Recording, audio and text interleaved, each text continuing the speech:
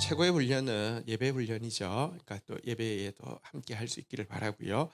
부족하지만 하나님이 때가 되어서 우리를 통해서 일하시고 싶어서 기도하라고 하실 때 순종하며 우리 먼저 기도에 참여하는 우리부터 영혼이 놀랍도록 풍성해질 것입니다. 우리 함께 더불어 오로지 함께 기도하다가 하나님의 크신 계획을 볼 수 있기를 바랍니다. 자, 우리 창세기 이제 46장 1절 먼저 읽고 시작하도록 하겠습니다. 창세기 46장 1절입니다. 같이 한번 읽도록 하겠습니다. 시작. 이스라엘이 모든 소유를 이끌고 떠나 브엘세바에 이르러 그의 아버지 이삭의 하나님께 희생 제사를 드리니. 자, 우리 오늘 이제 GT 본문을 보니까 어, 야곱이요. 이제 형제들이 이제 베냐민과 함께 또 시므온도 데리고 돌아와서는 이야기가 뭐라고 했습니까? 어, 요셉이 살아 있습니다. 그리고 애굽의 총리가 되었습니다. 그랬는데 그 이제 옛날 성경에 보니까 그 말을 듣고 맥이 풀렸다 그랬는데요. 사실 너무 큰 이야기를 들으면 의욕이 생기는 게 아니라 이거 이렇게 안 믿어지잖아요, 그죠? 이제 그런 상황에서 이제 그 보내온 바로의 수레를 보고는 '아 진짜구나.' 하고는 진짜구나 하고는요. 우리 그 창세기 45장 28 절에 보면요. 이렇게 결단을 내리고 있습니다. 같이 한번 읽어 볼까요? 시작. 이스라엘이 이르되 조카도다 내 아들 요셉이 지금까지 살아 있으니 내가 죽기 전에 가서 그를 보리라. 그러면서 아들 살아 있다고 하니까 수레 보는 거 보니까 바로 이제 간대려 가겠다 그래서 급하게 이제 이사를 하게 되었는데요.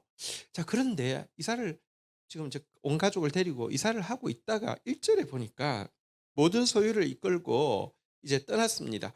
아마도 베델 지역이 계속 있었던 지역이니까 지금으로 치면 이스라엘 한 중부 정도 됩니다. 그러니까 어 그 예루살렘만 해도 조금 밑이고요.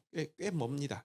거기서 모든 소유를 이끌고 가다가 브엘세바에 이르렀는데요. 브엘세바는 사실 이제 성지 순례를 해보면 아시겠지만 이스라엘에서 사람이 그래도 좀 제대로 사는 도시로는 제일 남단에 해당하는 도시입니다. 그러니까 거의 끝에까지 와 가지고는 하나님께 희생 제사를 드리는데 그의 아버지 이삭의 하나님께 희생 제사를 드렸다 이렇게 되어 있는데 이게 왜 그랬을까 한번 좀 생각을 해 보도록 하겠습니다.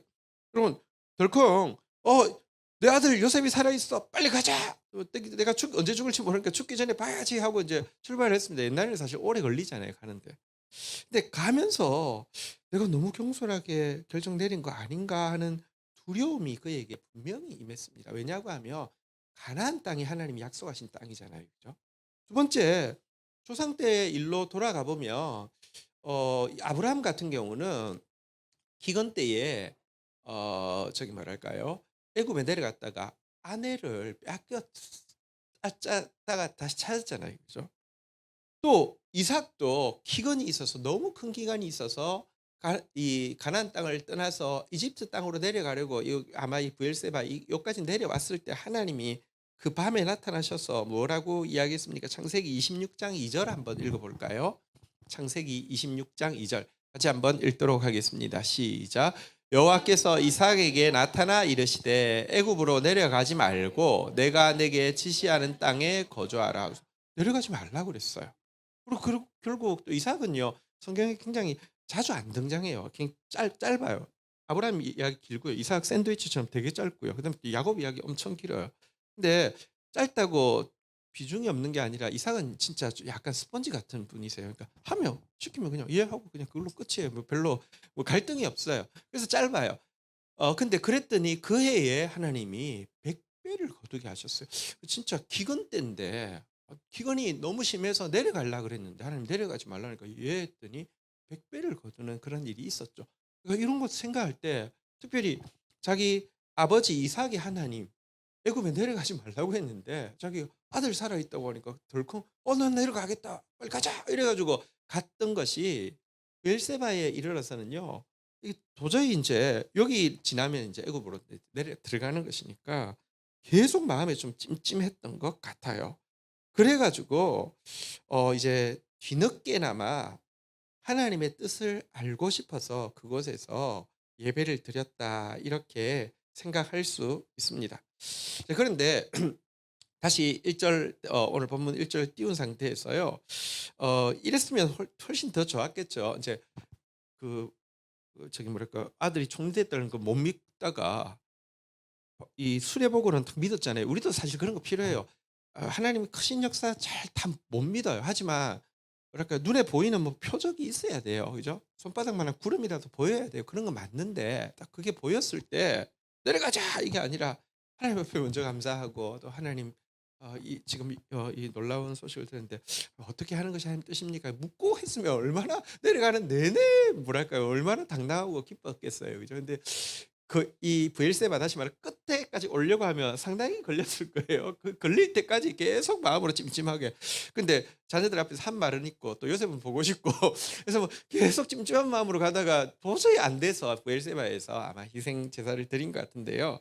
여러분 하나님 앞에 어쨌든 먼저 나가는 거, 즉각 나가는 거 이게 진짜 되게 큰 축복인데 미루고 미뤄서 나가는 게 우리의 또 대단히 그 습관화된 모습인 것 같아요. 야곱도 그랬네요. 자, 그러자 자, 이 2절 한번 보도록 하겠습니다. 2절 한번 같이 읽도록 하겠습니다. 시작. 그 밤에 하나님이 이상 중에 이스라엘에게 나타나 이르시되 야곱아 야곱아 하시는지라 야곱이 이르되 내가 여기 있나이다 하매. 자, 그 밤에 하나님이 나타나셨습니다. 기독교는요, 무슨 교리를 믿는 종교가 아니라 살아계신 하나님을 믿는 종교이고요. 하나님이 여러분 그의 그 두려움, 그의 그 간구를 열납하셨다는 거, 기쁘게 받으셨다는 증거로 그에게 나타나시는 것이 우리의 신앙이죠. 자, 그런데 이렇게 나타나신 주님이 그의 이름을 친히 부르시잖아요. 야곱아, 야곱아 이렇게 부르시니까요. 야곱이 이 하나님 앞에 무엇이라고 고백을 하고 있습니까? 한번 따라하겠습니다. 내가 여기 있나이다.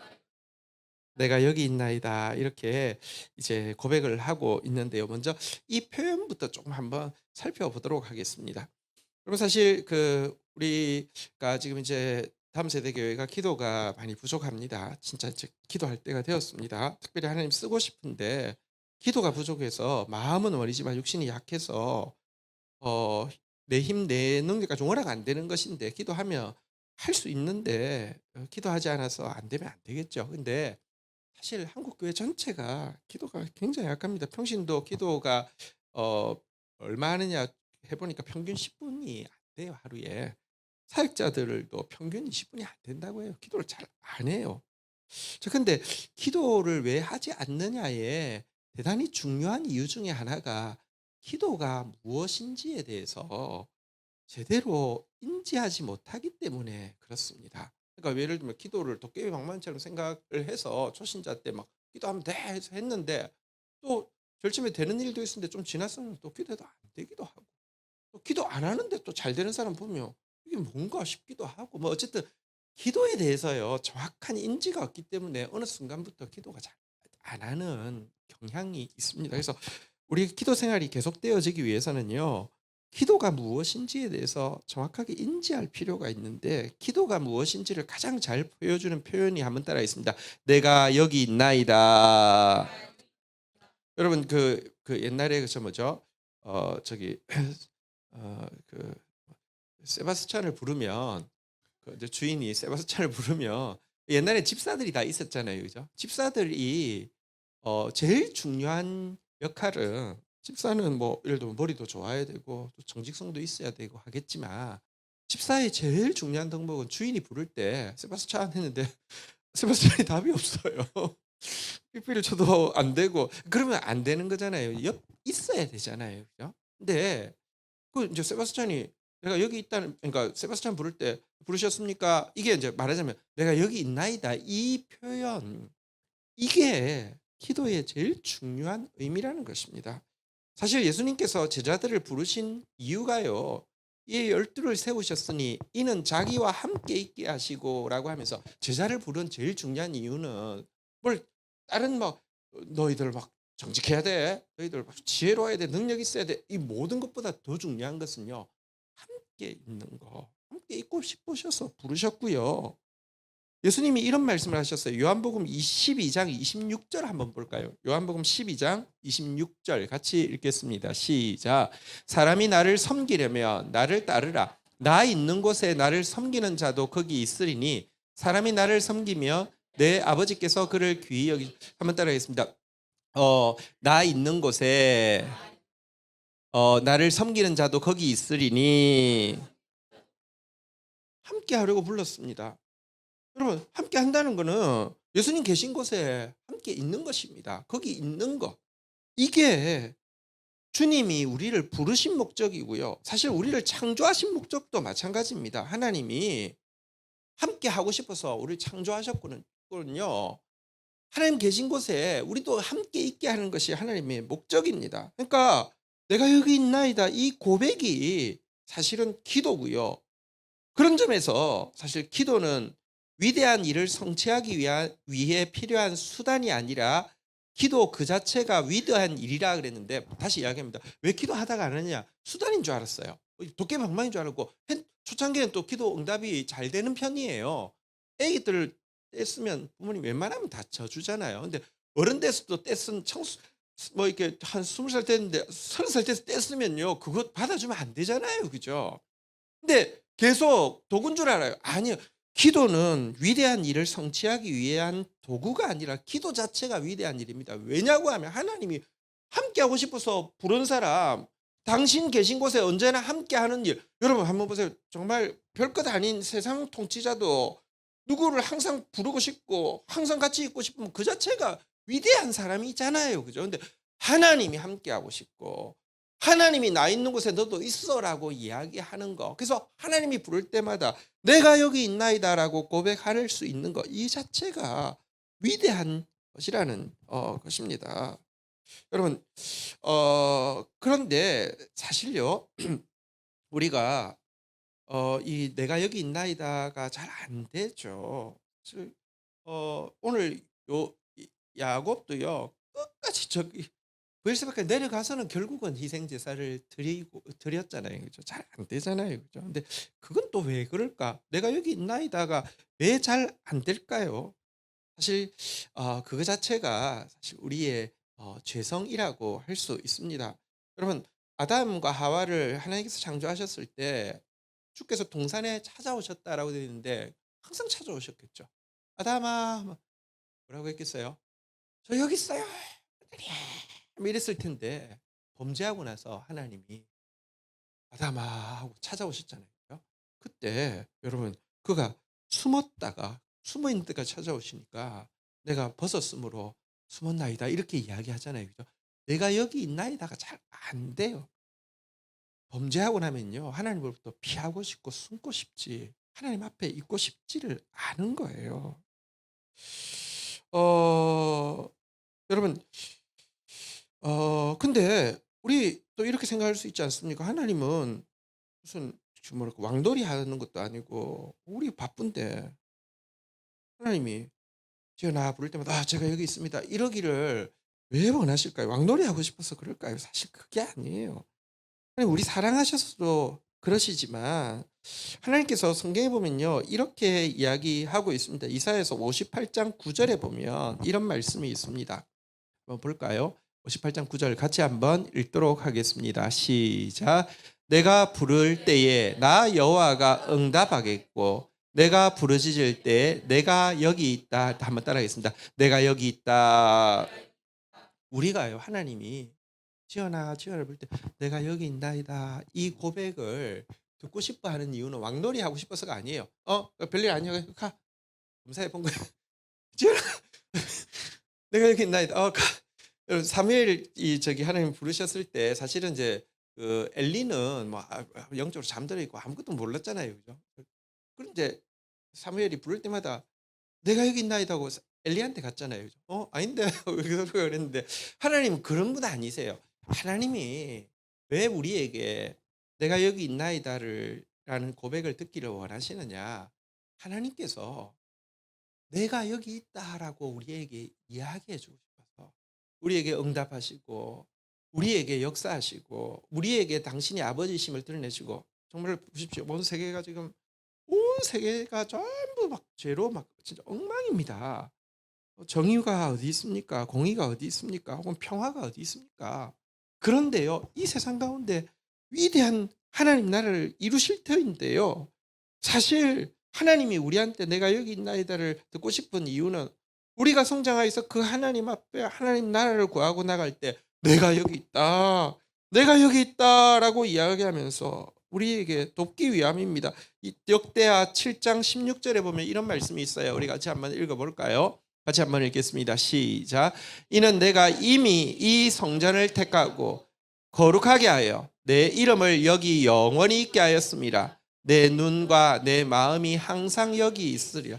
사실 여기 성전이라는 것은 예루살렘 성전을 이야기하기도 하지만 택함 받은 우리를 성전이라고 하잖아요. 그죠? 내가 이미 너를 택해서 내 이름을 여기 영원히 있게 했다. 내 눈과 내 마음이 항상 여기 있다. 그래서 주님 부르실 때 내가 여기 있나이다 하면 나도 여기 있다라고 하면서 우리 기도 듣고 싶어서 하나님이 내가 여기 있나이다를 요구하신다는 것입니다. 하지만 참 진짜 이 내가 여기 있나이다라는 고백을 정말 신실하게 해내는 사람이 잘 없습니다. 우리 그 예수님께서 십자가 지시기 전날 밤에 무엇이라고 제자들에게 이야기하셨습니까? 마태복음 26장 40절 한번 볼까요? 같이 한번 읽도록 하겠습니다. 시작. 제자들에게 오사 그 자는 것을 보시고 베드로에게 말씀하시되 너희가 나와 함께 한 시간도 이렇게 깨어 있을 수 없는 베드로야 이렇게 가시면서 불렀겠죠. 베드로야 답이 없어요. 자느라고. 요한아, 야, 너 정신없고요. 야고보야, 아우, 너희가 나와 함께 한시도 이렇게 깨어 있을 수 없더냐 이렇게 이야기하시는데요. 여러분, 우리가 이제 6월달, 7월달 하나님 앞에 전심을 다해 찬양하고 전심을 다해 말씀 앞에서 또 기도할 것인데 다시 이야기합니다. 기도했더니 막 온갖 게 다 돼. 이게 중요한 게 아니에요. 기도하면서 내가 여기 있나이다. 나의 창조의 부르심이고 우리의 소명의 부르심인 이 고백이 내 고백되어서 언제든지 주님 부르실 때마다 내가 여기 있나이다. 고백할 수 있는 것 자체가 은혜라는 것을 그리고 그 고백만 되면 주님이 뭐든지 하세요. 세바스찬 부르면 뭐 일 시킬 거 아니에요. 그죠? 근데 일을 시킬 때는 할 수 있는 것까지 다 준비한 상태에서 시키잖아요. 우리 하나님이. 그런 은혜가 저와 여러분들에게 있기를 축복합니다. 자, 3절부터 보면 하나님께서 이제 왜 야곱이 제사 드리는지 이유를 다 아시잖아요. 그죠? 3절부터 우리 교독을 하겠습니다. 하나님이 이르시되 나는 하나님이라 내 아버지의 하나님이니 애굽으로 내려가기를 두려워하지 말라. 내가 거기서 너로 큰 민족을 이루게 하리라. 한번 따라하겠습니다. 두려워하지 말라. 이 말은 이제 두려워했다는 뜻이잖아요. 그죠? 지금 다 왔는데 거의 다 왔는데 막 겁이 나가지고 이거 내가 잘못한 거 아니야? 막 이러고 있는 거예요. 네, 근데 두려워하지 말라고 하면서 큰 민족이 이루기 위해서 내려가게 하는 것이다라고 이야기하고 있고요. 4절 한번 같이 읽어볼까요? 시작. 내가 너와 함께 애굽으로 내려가겠고 반드시 너를 인도하여 다시 올라올 것이며 요셉이 그의 손으로 내 눈을 감기리라 하신. 내가 너와 함께 내려가겠다. 그러니까 두려워하지 말라고만 이야기하지 않고 함께 내려가겠다. 또 내가 너희를 인도하여 다시 올라오게 하겠다. 너는 이제 너 연단, 너 사명 다 감당했다. 그곳에서 인정할 것이지만 요셉이 너희의 눈을 감길 것이다. 그러니까 평안하게 임종을 맞이할 것이다. 이렇게 이제 하면서 그에게 이제 응답하시고 있는 장면을 우리가 좀 보게 됩니다. 자, 여러분 그런데요. 여기서 우리가 좀 한 가지 생각해 볼 필요가 있는데요. 5절도 한번 보도록 하겠습니다. 5절 6절까지 먼저 읽고 생각하겠습니다. 야곱이 브엘세바를 떠날 새 이스라엘의 아들들이 바로가 그를 태우려고 보낸 수레에 자기의 아버지 야곱과 자기의 처자들을 태우고 6절 읽겠습니다. 시작. 그들의 가축과 가나안 땅에서 얻은 재물을 이끌었으며 야곱과 그의 자손들이 다 함께 애굽으로 내려갔더라. 여러분 사실은 앞에도 이미 그 수레 타고 베델에서 브엘세바까지 왔을 거 아니에요, 그죠? 근데 그때는 막 불안하니까 이게 뭐 수레가 좋은지도 모르고 막 계속 찜찜했다가 예배드리고 하나님의 선한 말씀 두려워하지 말라고 하고 함께 내려가겠고 반드시 올라올 것이다 하고 나니까 수리가 좋은 줄도 보이고요. 되게 이제 기쁘게 그냥 좀 이렇게 내려가게 되는 장면을 좀 보게 되는데요. 자, 여기서 우리가 좀 한 가지 좀 생각을 해볼 것이 있습니다. 여러분 아까도 이야기했지만 그 이삭 때는 내려가지 말라고 했잖아요. 그죠? 그때도 기근이 있었어요. 근데 왜 지금은 또 내려가라고 했을까요? 어 조금 우리가 한번 이유를 일단 생각해 보면 이삭 때는요. 하나님께서 이제 아브라함에게 기업으로 주신다고 한 땅이 가나안 땅이잖아요. 처음 왔잖아요. 그죠? 가나안 땅에 그다음에 이삭 때 2대 때잖아요. 그죠? 어려움이 있으니까 가려고 했는데 내려가지 말라고 했어요.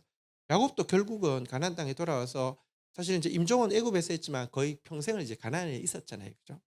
3대 정도 어 하나님이 "이 땅을 우리에게 약속으로 주셨어." 하고 그 자리에 있어야 자기 땅이지. 예를 들면 이삭 때 내려갔다 못 올라왔으면 뭐 가나안 땅에 대한 인식이 있겠어요? 하나님께서 일단은 "그 땅이 너희 땅이다."라는 거 인지하기 위해서 내려가지 말라고 한 것 같습니다. 하지만 또 여러분 지금 야곱 이제 인생 끝에 야곱 인생 끝 다시 말하면 야곱의 아들들의 시대가 시작될 때에는 왜 가나안 땅에 내려가라고 했을까요? 우리 앞에서 보았지만 유다 한번 보십시오. 유다가 장자가 되는데 유다의 아들들 한번 보십시오. 이거 뭐 가난한 사람들하고 다 결혼을 했고요. 뿐만 아니라 그 가난한 사람들의 영향, 그 이기심의 영향력들 다 받아서 누구도 뭐랄까요? 조금도 손해 보지 않으려고 하고요. 그리고 또 유다마저도 막 매춘부하고 아무렇지 않게 막 관계를 가지고 그러니까 가나안 땅의 영향력이 한 3대 딱 가니까 이제 이거 우리 땅인 줄 아는데 그 땅 차지할 만한 축복의 사람들이 될 수가 없는 모습을 보이고 있습니다. 그래서 하나님이 애굽 땅으로 옮겨 가지고 고센 땅에 딱 넣어 가지고요. 그들의 성결을 보호해 주실 뿐만 아니라 그들에게 큰 민족을 이루겠다고 아브라함 때 약속하셨는데 그게 이루어져야지 가나안 땅을 다 차지할 것 아닙니까? 그러니까 큰 민족을 이루시기 위해서 또 사실은 이 큰 민족이라는 게 숫자만 많아서 되는 건 아니잖아요. 그죠? 하나님께서 진짜 편하게 쓰실 수 있는 깨끗한 민족으로 연단하기 위해서 지금 이제 내려 보내시고 있는 것인데요. 문제는 여러분 보십시오. 신앙에 대해서 죽은 교리를 따르는 종교가 될 수도 있고요. 살아있는 말씀을 따르는 종교가 될 수도 있는데 만약 죽은 교리를 따르는 종교였다고 하면 옛날에 자기 아버지 이삭 때 애굽에 내려가지 말라고 명시적으로 이야기했어요. 또 안 내려갔더니 100배나 축복을 받았어요. 그러면 여러분 하나님의 매일 인도하시는 살아있는 말씀이 아닌 종교는요.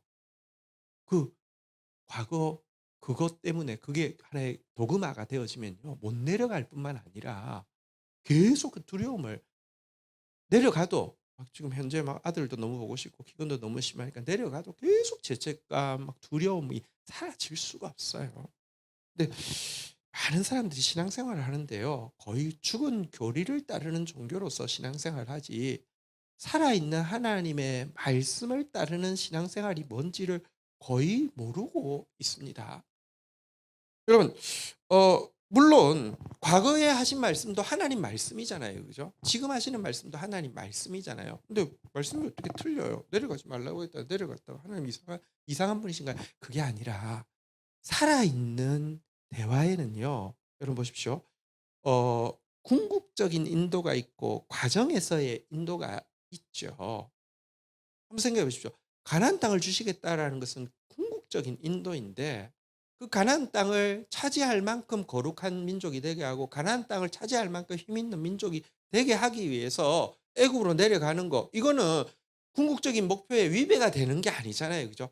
그러니까 여러분 강을 건너가려고 하면 디딤돌을 이렇게 건너가야 되잖아요. 그죠?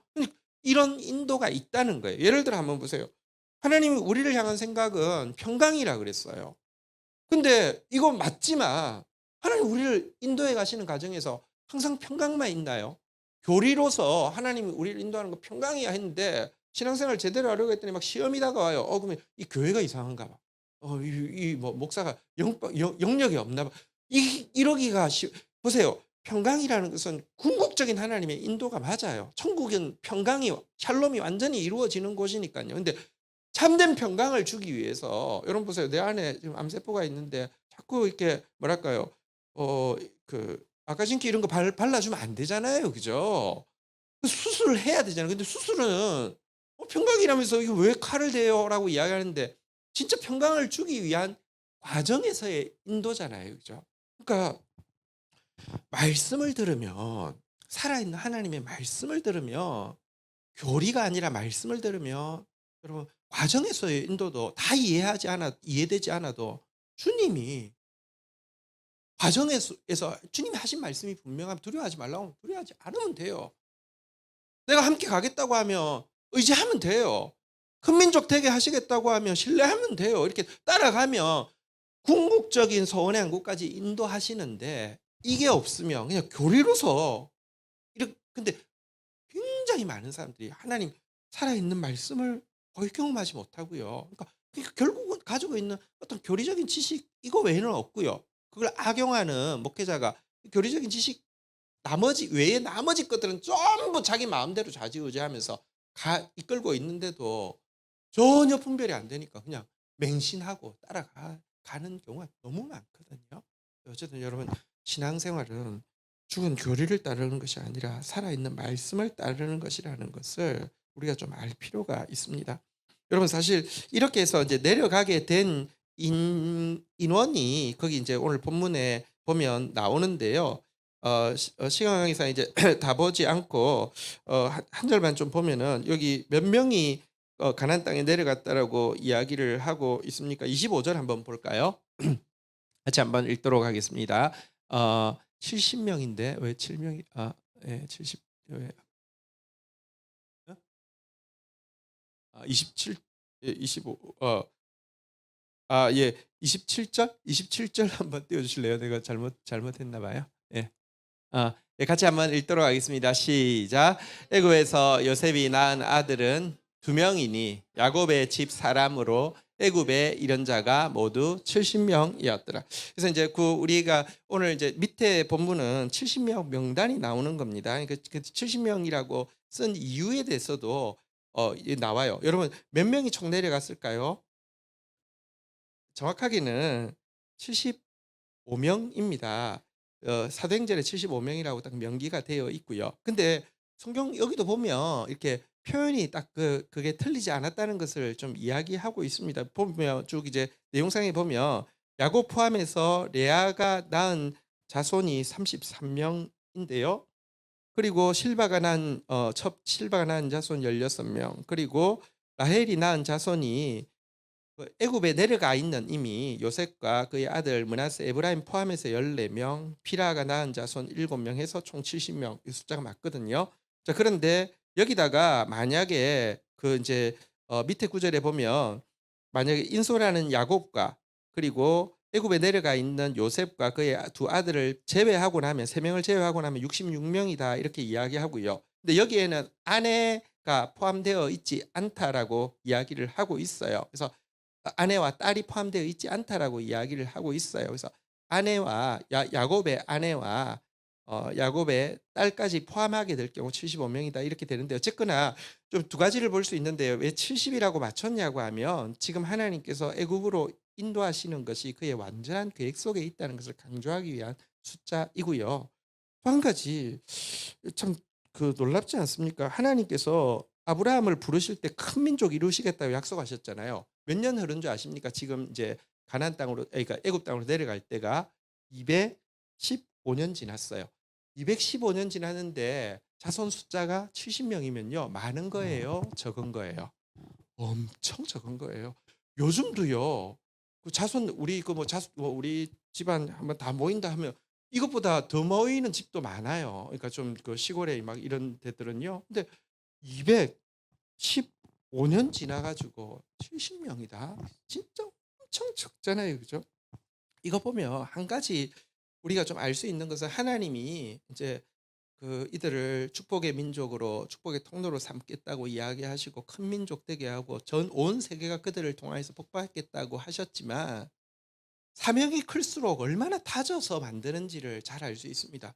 그래도 아브라함 믿음 대단했잖아요. 그죠? 이삭도 참 대단했고요. 어쨌든 야곱도 뭐 한성질하지만 대단한 믿음의 사람인데도요. 215년 동안 70명밖에 되게 하지 않았다는 거 기억하십시오. 하나님 얼마나 다지는지를 보여줍니다. 하지만 또 요렇게 해 가지고요. 그들이 가나안 땅에 여기 이집트 땅에 딱 내려갔다가 출애굽할 때 남자 장정만 60만 명이었어요. 이게 숫자가 진짜 어마무지한 숫자거든요. 당시 온 세계 인구 자체가 지금보다는 현저히 적었어요. 그때 60만 명, 가족까지 쳐서 200만 명이면요. 숫자가 진짜 정말 어마무지한 숫자. 그 당시로서는 진짜 어디 비교할 수 없을 정도의 숫자였습니다. 정말 하나님께서 어 때가 되면 하나님이 일하신다는 것을 잘 보여주는데요. 마지막으로 이사야서 60장 22절 한번 볼까요? 같이 한번 읽도록 하겠습니다. 시작. 그 작은 자가 천명을 이루겠고 그 약한 자가 강국을 이룰 것이라. 때가 되면 나 여호와가 속히 이루리라. 이게 하나님은요. 때가 되어야 일하시고요. 때가 되기 전에 정말 철저하게 연단시키시지만 그때는 이런 생각을 할 수 있죠. 하나님 안 커져도 됩니다. 뭐 이렇게 하나님 연단 받아서 주님 닮아갈 수 있고 주님 음성을 들을 수 있는 것만 해도 저는 충분히 만족합니다. 이렇게 했겠죠. 왜냐하면 너무 안 되니까. 근데요. 또 하나님이 때가 되면요 하시는데 작은 자가 천명 이루게 하는 거, 약한 자가 강국되게 하는 거 매우 쉬운 일이더란 말입니다. 하나님 또 그렇게 하신다는 것입니다. 어쨌든 그 하나님의 인도를 받는 것이 신앙생활이고요. 살아계신 그 하나님 말씀 믿는 것이 신앙생활이고요. 그 하나님 앞에 한번 따라하겠습니다. 내가 여기 있나이다. 이 고백하는 것이 기도 생활이고요. 기왕 내가 여기 있나이다 고백하는데 베델에서 하면 얼마나 편했겠어요. 그죠? 벨세바 와가지고 두려워할 건 다 하고요. 이거 뭐 잘못된 거 아니야? 이거 큰일 나는 거 아니야? 막 얼마나 겁을 먹었으면 하나님이 딱 나타나자마자 두려워하지 말라 그렇게 이야기하셨겠어요. 우리 지금 하나님께서 우리를 통해서 하실 일이 있어서 우리를 부르고 계십니다. 우리 주님 앞에 우리 온 마음 다하여서 기도하고 찬양하며 또 이렇게 내가 여기 있나이다 고백하며 나갈 수 있는 저희들이 되기를 축복합니다. 자, 우리 옆에 분들에게 인사합시다. 하나님 일하십니다. 네, 한 번 더 고백했습니다. 우리가 할 일은 기도입니다. 자리에서 일어서시겠습니다.